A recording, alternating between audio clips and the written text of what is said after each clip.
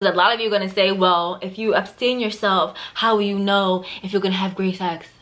You can't pray for it.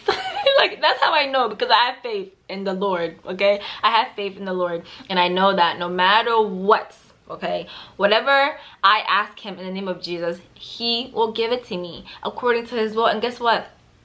It is his will for me to enjoy my marriage, so I will have great sex. Yes, girl, yes!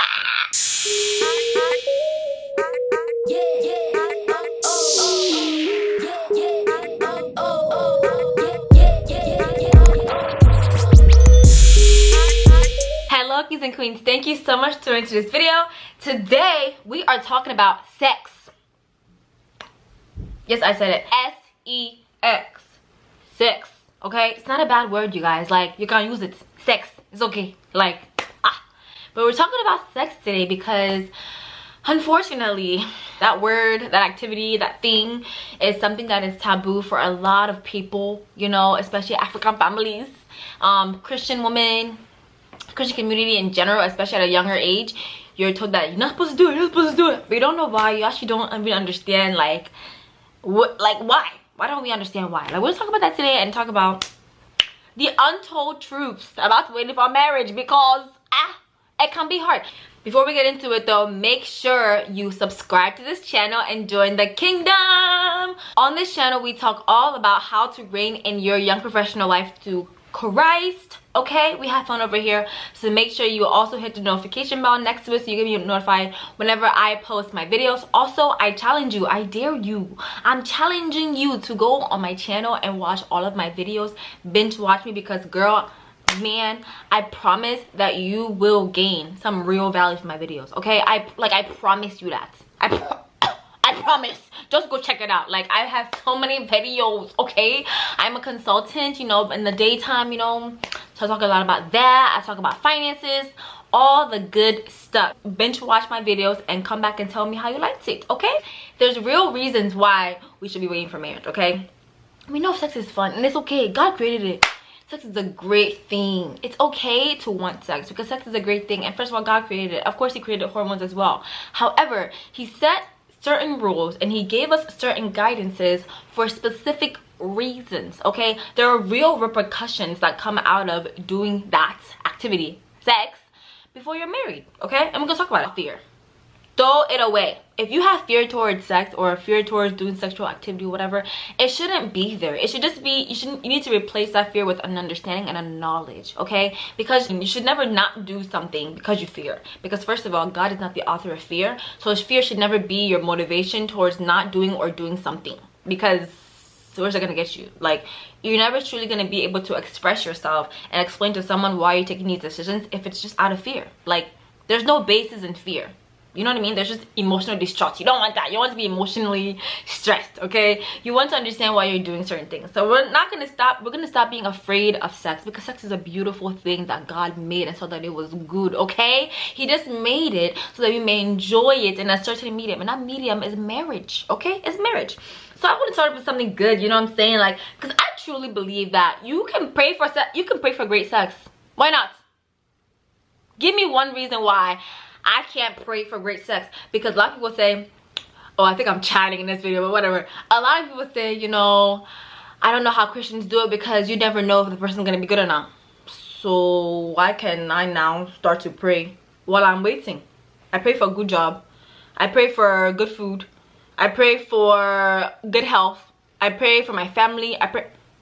Why can't I pray for good sex as well? What's stopping me? Like, that's the problem. Matthew 7:7 says, ask and it will be given unto you. Ask and it will be given to you. Seek and you will find. Knock the door and it will be open to you. So I will ask for great sex and it will be given unto me, period. It didn't say except for sex. Like, why can't you pray for sex? Like, I don't understand.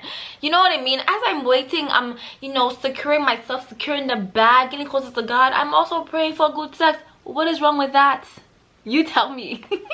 I feel like I'm totally exposing myself right now, but like, I'm being so real. Like, ladies and gentlemen, it's okay. We're gonna stay on the good side for sex. You guys know why you should really not be scared of this thing, afraid of it, ashamed of it, because God made it, okay? Songs of Solomon is a beautiful book in the Bible. Y'all should read it. It's basically a book that has like, it's like a song of people celebrating and talking about sex in marriage though, but they're talking about the beauty of it, and it gets very, very, very graphical and very specific about the woman's body and them coming together, and it's just so funny. Like it starts with like the she-verse, and then it's like the friends at the wedding, they're supposed to be celebrating with them, and the man talk. So like everybody kind of like gives their own take on like celebrating love and marriage and sex, okay? And I'm just gonna give you guys a small snippet of it because I really want you to go read this book, because like it's in the Bible, so obviously we shouldn't be scared of sex. Like it's right here, it's great, it's good.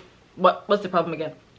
So let me read this for you guys. This is just a small snippet of what's in this book, okay? So this is the very first verse in Solomon's Songs of Song. It's called Songs of Song, but it's first one says, this is she talking, the woman, "Let him kiss me with the kisses of his mouth, for your love is more delightful than wine. Pleasing is the fragrance of your perfumes. Your name is like perfume poured out. Oh, no wonder the young women love you. Take me away with you. Let us hurry." Yo, I'm too much. "Let the king bring me into his chambers." Can you imagine what they're doing in his chambers? Just imagine. So, obviously, sex is not something that's foreign to God, okay? I just really want to get that in your head. Like, sex is a beautiful thing, and it's okay that you want it. It's okay that you have these hormones that are whatever going on in you. That's normal. Now let's deal with why you need to learn how to control those, right? And wait until it's the right time to let them flourish, okay? Let's talk about the realness of this, okay? Because I feel like a lot of people in this Christian community just do it because we have to, what we're supposed to do. But until you really understand, you're always gonna kind of have a problem with it. You're always gonna kind of be like, well, I mean, I'm not doing too much, or you know, I'm really committed to him or her, you know, I feel like it should be okay. But like once you actually understand the reason why we shouldn't do it, you're gonna be like, miss me with that, I'm good, because I don't have time. So yes, we know that it's hard to wait, but this is why it's worth it. When two come together, a woman and a woman come together, they become one flesh, okay? They become one flesh physically, because they're literally intercourse, coming together, but they're also becoming one flesh spiritually, okay? Because that's how, when they come together like that, God sees them spiritually as one. So when they come together and have a sex, right, they become one flesh physically, but also they become one flesh spiritually. And what that means is that literally their souls come together, and whatever this person was dealing with, you now become exposed to it. It doesn't mean that you necessarily will be dealing with it, right? You open the doors. Your beautiful soul opens the doors to deal with whatever that person is dealing with. It might be depression, it might be anxiety, it might be anger, like anything, spiritual things that you deal with. You open the doors for those things to potentially be an issue in your life. Right? So this is why it's so important to be very careful about who you choose to do that with first, and who you choose to marry. Because whenever you become one with someone, you become exposed to whatever they dealing with. And I'm not just talking about physical, I'm talking about real spiritual stuff that people deal with, that it's hard to get through. You know what I mean? Like, it's not just like a headache you go, you can get a medicine for it. Like, depression is something that people have medicine for, but like you have to push through it. Like, it's a soul thing. It's not like outwardly. You don't see someone and say, oh yeah, they're depressed. You don't see that on them. It's something that they're dealing with in their soul. So understand that whenever you become one with someone, you become exposed to that. I'm just being real. So that's why I say that once you understand the reason why God said, you know, this sex thing is great and all, but you should wait until you are actually committed to someone before doing that.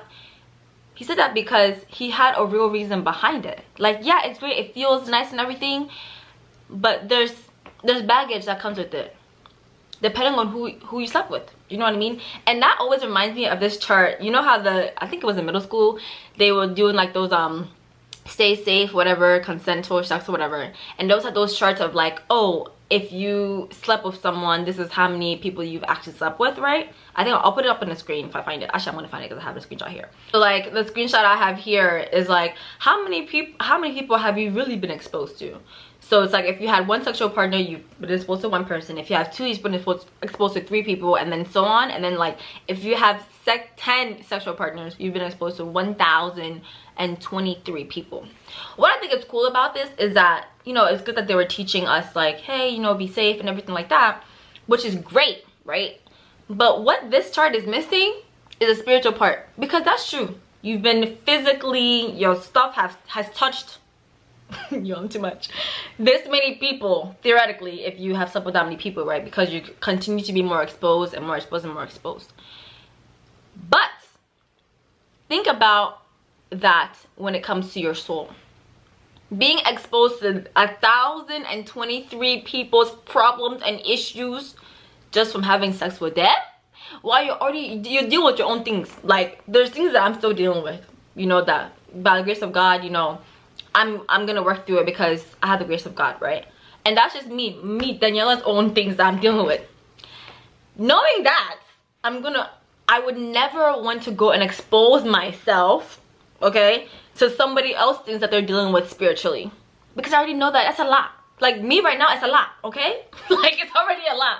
And that's why I'm like, miss me with that, because I do not want to expose myself to someone until I know and I'm in a covenant that we are in this together for life. You feel me? Think about it. Like it's not even about, oh, sex is bad or whatever. It's about the baggage that it comes with. The fact that exposing yourself to this many people is causing you to now maybe having certain issues down the road when you could just avoided it by not exposing yourself. Think about it as I'm a treasure, okay? I have things to work on, and I'd rather not add you on to my things to work on because I'm good. Like I think about it as like, because you know you can have protected sex, so you can you know, wrap it up, whatever, and not get certain bacterias. But there's no protecting your spirits. There's nothing you can wear over your body to be like, oh, my spirit's protected.